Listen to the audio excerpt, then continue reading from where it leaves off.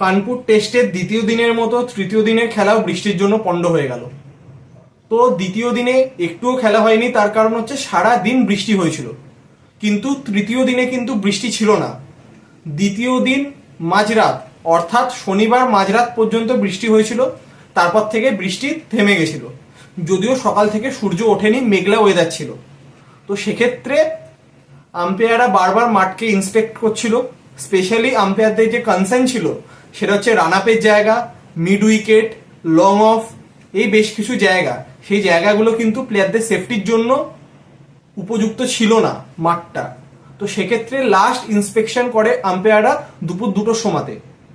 তো সেখানেও তারা বুঝতে পারে যে মাঠ আজকে রেডি করা যাবে না। যদিও দুপুরবেলায় 12টা 12:30টার পর থেকে সূর্য উঠেছিল, রোদ ছিল, কিন্তু তারপরেও কানপুরের যে ড্রেনেজ সিস্টেম মাঠের অতটা ভালো না, অতটা ডেভেলপড নয়। তো সেই কারণে আজকে কোনো রকমভাবে মাঠকে রেডি করা যাবে না। যদি আর বৃষ্টি না আসে তাহলে হয়তো আমরা ডে 4 এবং ডে 5-এ পুরো ম্যাচ দেখতে পারি। তো এইখানে আজকে যে খেলাটা ভেস্তে গেল সেখানে কিন্তু কিছুটা হলেও সেখানকার ম্যানেজমেন্টের দায় রয়েছে।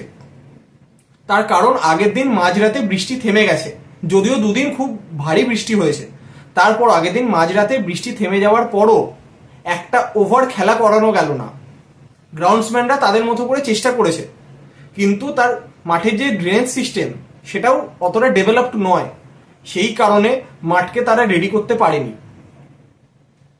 কারণ দিনের বেলাতে টেস্ট ম্যাচ, তারপরেও আমরা উল্টো দিকে যদি একটা উদাহরণ দিই, ইডেন গার্ডেন্স, সেখানে টি-20 ম্যাচের ক্ষেত্রেও বৃষ্টি আসে, ম্যাচ বন্ধ হয়, আবার বৃষ্টি থেমে যাওয়ার পর কত তাড়াতাড়ির মধ্যে মাঠ রেডি করে আবার খেলা শুরু করা হয়।